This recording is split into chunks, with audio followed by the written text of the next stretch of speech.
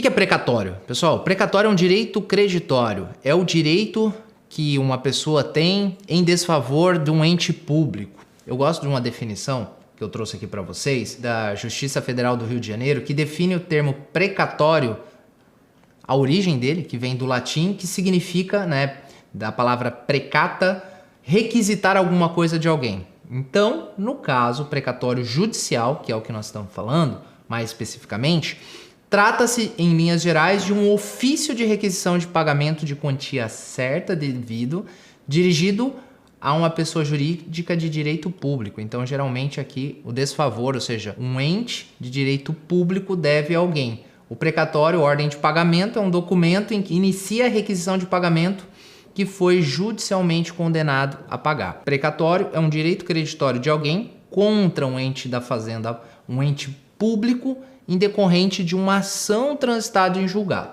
Então, o que acontece? Muitas vezes as pessoas são abordadas ou tem uma situação que envolve, olha, eu tenho um precatório, leia-se um direito em desfavor da fazenda, na qual eu vou vender, eu vou utilizar para compensar com tributo.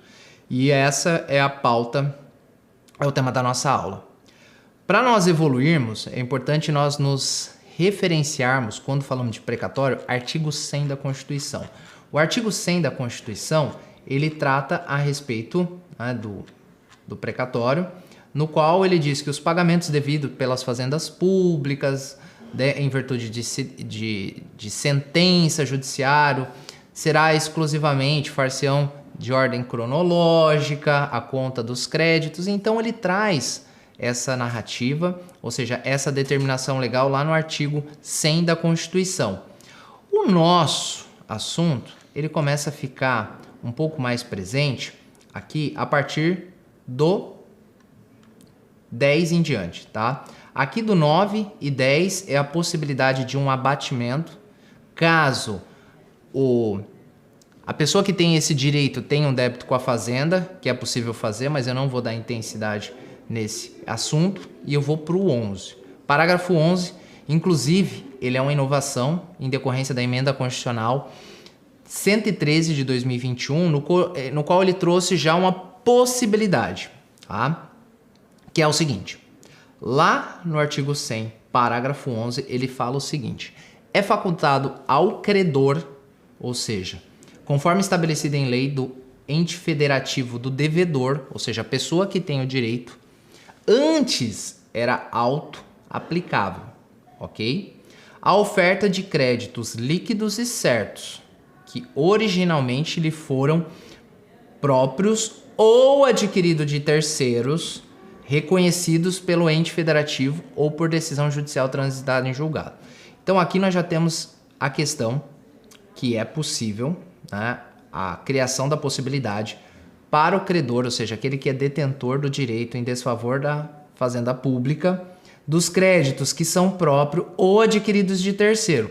Então, quando ele fala adquiridos de terceiro, é que há já reconhecidamente que eu posso adquirir créditos originalmente que não pertencem à pessoa.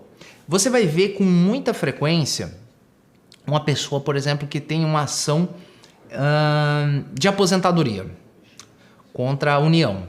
E ela possui lá, ela tem uma decisão transitada em julgado que garantiu o direito dela de receber um determinado valor. Há uma ordem cronológica de pagamento que, de acordo com a data, esse pagamento ele é provisionado para o ano seguinte ou outro ano. Ele está na ordem de pagamento, mas tem um prazo. Muitas vezes essas pessoas são abordadas por empresas que inclusive são constituídas com esse intuito. O intuito que eu digo aqui é a finalidade econômica, não é uma crítica. E fala assim, Tihai, você adquiriu o direito reconhecido judicialmente, o valor consta nos autos, a sentença transitou em julgado, ou seja, é um direito líquido e certo de receber o valor de R$100 mil por conta das diferenças em decorrência da sua aposentadoria. Ou seja, você vai receber daqui 1, 2 anos esse valor na sua conta corrigido. Eu chego para ti e falo, Tihai, oi, no ouvidinho, entendeu? Com carinho, aquela voz aveludada. entendeu? Ui. E te convido para tomar um DV Catena. Não, brincadeira. Não, Peramanca, R$9.000 a garrafa. Eita. Aí o que acontece? Já foi metade, 10% já foi.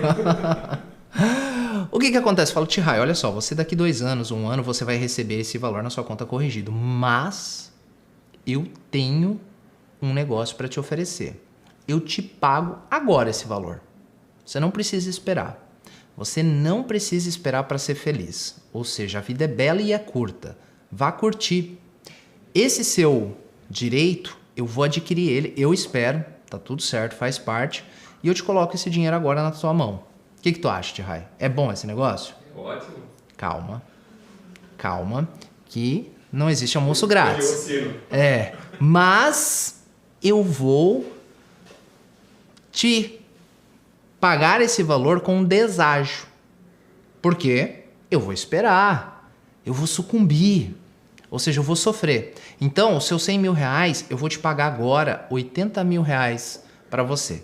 Você assina um contrato, nós firmamos, e eu passo a ser detentor desse seu direito creditório. O que você acha? Já começa a ter que fazer conta. O vinho tem que ser daquele mais caro. Não tem que ser o Peramanca, né? Mas aí já vai 10% do valor, já não, tem que ser um crédito maior. Mas você entendeu que esse é o mercado? É como se fosse antecipar título. O dinheiro tem valor no tempo. Então, o dinheiro daqui 2 anos vale X. O dinheiro agora, ele vale menos e isso é o deságio. Então, isso é muito comum acontecer e é previsto, inclusive, no artigo 42, se nós pegarmos aqui da resolução do CNJ, certo? Lá no artigo 42 em diante, da resolução CNJ 303, é isso? 303. Ele determina o procedimento da cessão de crédito. Inclusive, aqui, toda essa parte, ele fala dos procedimentos na cessão integral, parcial, peticionamento. Então, ele cuida do procedimento solene a respeito disso. Então, assim, que é possível ocorrer uma cessão de direito creditório? Perfeitamente possível, ok?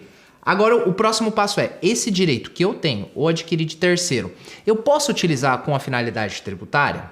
O próximo passo é o seguinte, o parágrafo 11, ele determina o seguinte, que esse direito que o credor possui, aquele que tem o direito de receber, em desfavor do devedor, tá?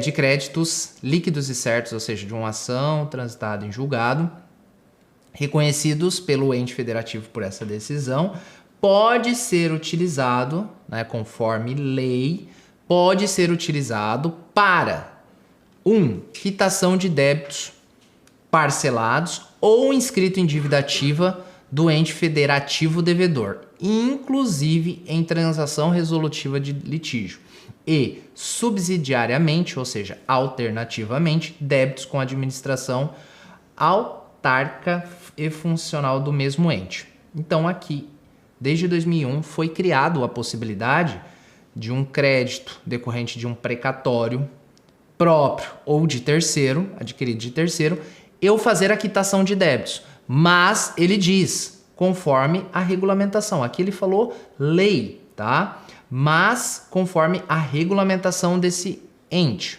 O que acontece? Isso aqui aconteceu em 2001. Posteriormente, não havia uma norma que permitisse a possibilidade.